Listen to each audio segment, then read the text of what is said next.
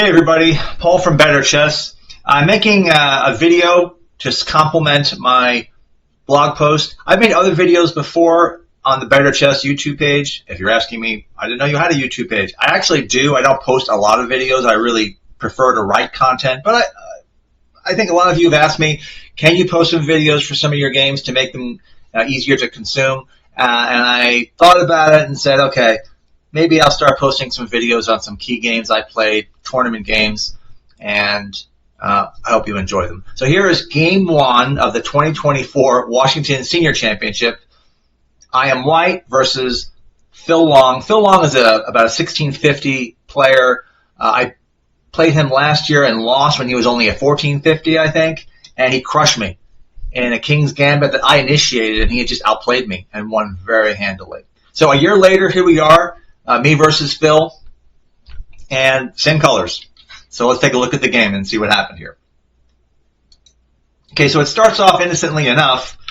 E4, E5, typical King's Gambit. Nothing really shocking to look at there.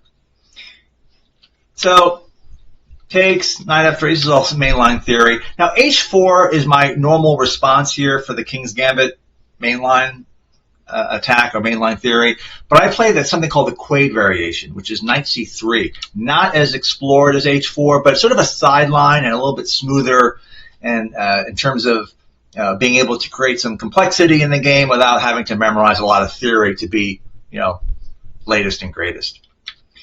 Knight c6. This is all normal, and then the response to this, and you can put this on the engine if you don't believe me, is actually g3.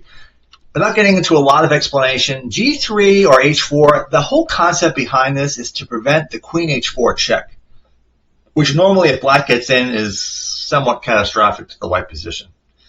Okay, so this is just one way to manage that. His response is he plays G4, and now we're kind of on uncharted territory. We didn't play this in our last game. So knight H4, normal move. He plays D6, trying to focus on development. Taking the center with d4, very natural move.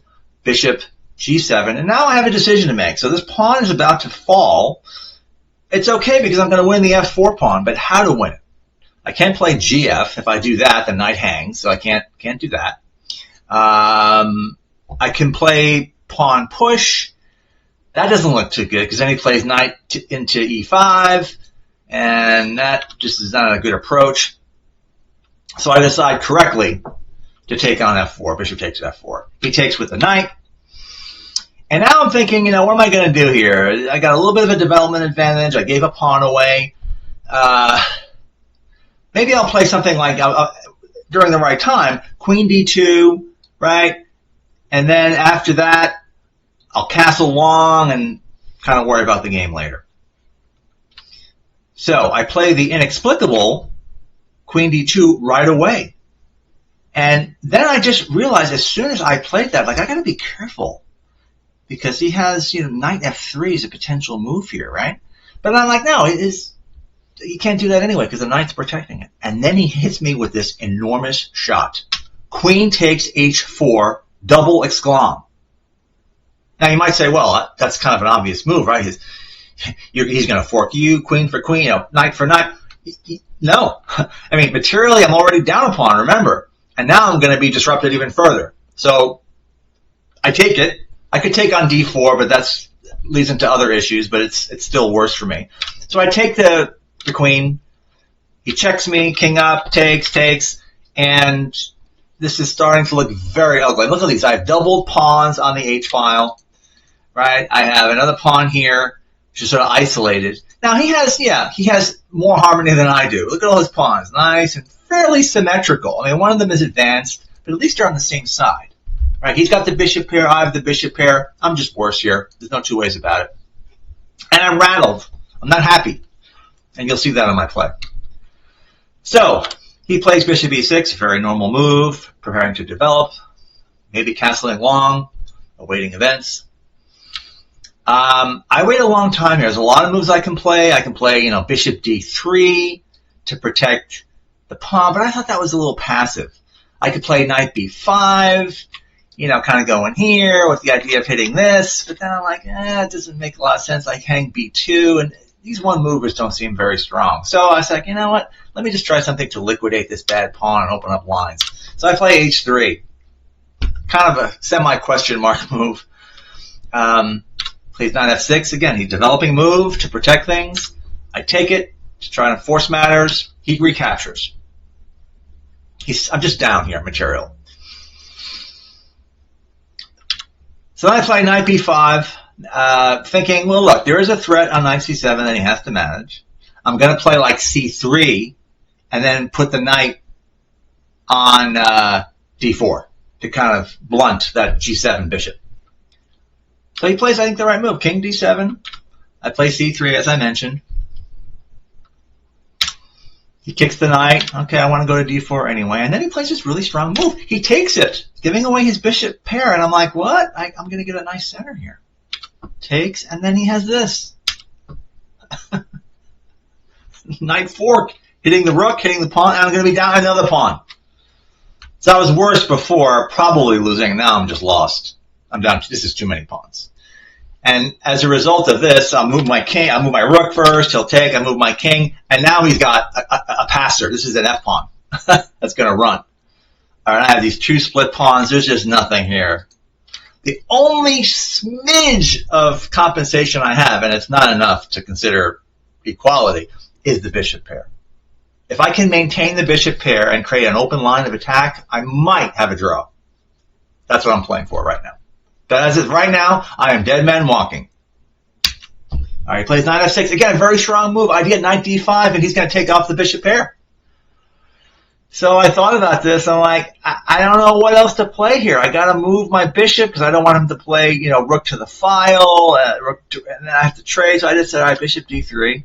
And then he doesn't play knight d5. He should have played knight d5 and take away my f bishop, but he plays knight g4. Kind of questionable. I didn't understand this. So I just get my king out of danger. And he cements the knight, which is fine, h5, but I don't know what it does. He should be probably just trying to move this other a rook to the file, just liquidate, trade off. He's up 2 pawns, and the rest should be pretty easy. But now it's getting a little more complicated, because now, how do you move forward is the question. Unlike our last game a year ago, where he had such an advantage, it was just the game kind of played itself, and he deserves full credit. Here, it's a little confusing. So I noted that, and I said to myself, let's see what he can do here to convert this advantage.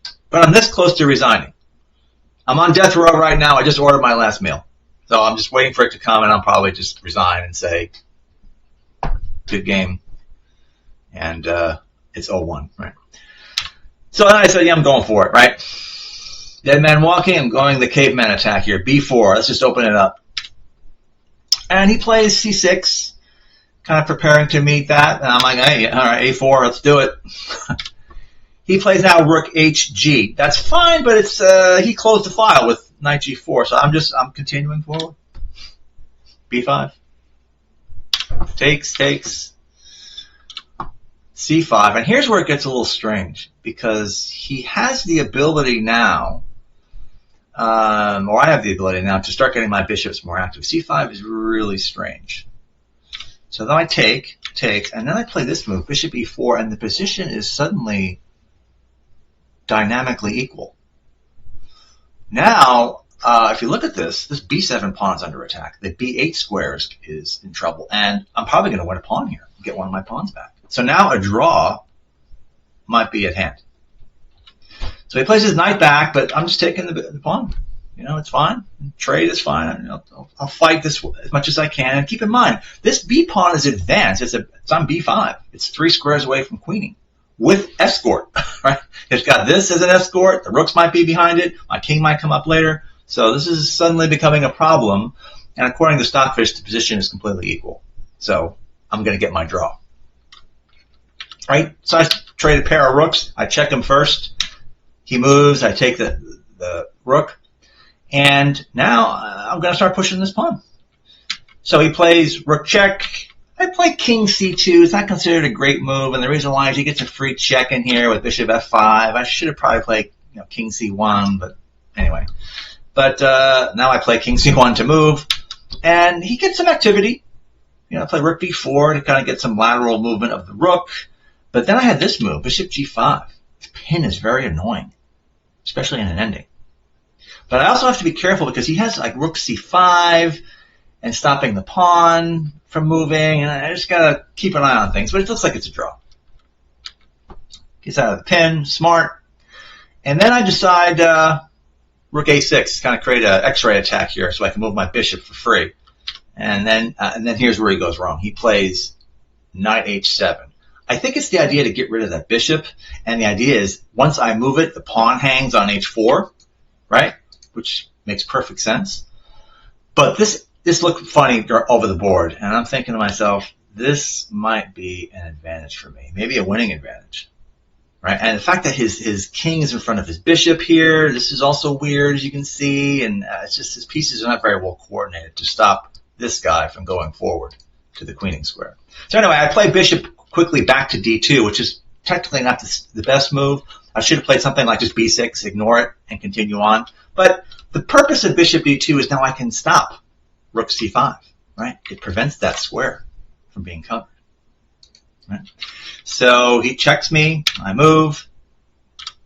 He gets his king to move forward. Again, he should be moving his pieces towards the pawn, like knight f8 to e6 or something. And then I start moving b6, and now he is in deep trouble here. Over the board, I didn't see how he was going to possibly win this. I thought I was just going to be getting a queen and maybe mating him. So then he plays back, king d6, but it's too late, b7. That knight is just, look at this knight, it's just so off base, he can't stop it. And the bishop on f5 can't help either. So he goes king c7 to try and get to b8, but that doesn't matter either because the bishop a5 check, and he resigned. So that is one crazy game. I was able to persevere. I got outplayed. I should have lost. But I think the lesson learned here, and I wrote this in the post, is it's sort of important to keep your composure during these games. Yes, I was way worse, and I was dead man walking, but he still has to convert this. He has to get the pawns rolling and get his passers moving before I would say, okay, I resign. It wasn't quite at that point. So I kind of kept my cool, and I was able to prevail. One last thing I will say is that normally when a player is worse, and you'll find this against your own opponents, there tends to be a calmness about their play. Probably because they know they're worse or they know they're lost, and it's very easy for them just to focus because there's nothing to prove. Right? The stress is on the player who's better, not on the player who's worse. And in this particular encounter, I was able to eke out a win. I said after the game that both Phil and I need to work on our endings, and that's absolutely true because there was definitely some work needed to be done there. But anyway, I want to thank you for watching this video, and I'll see you in the next one. Thank you so much.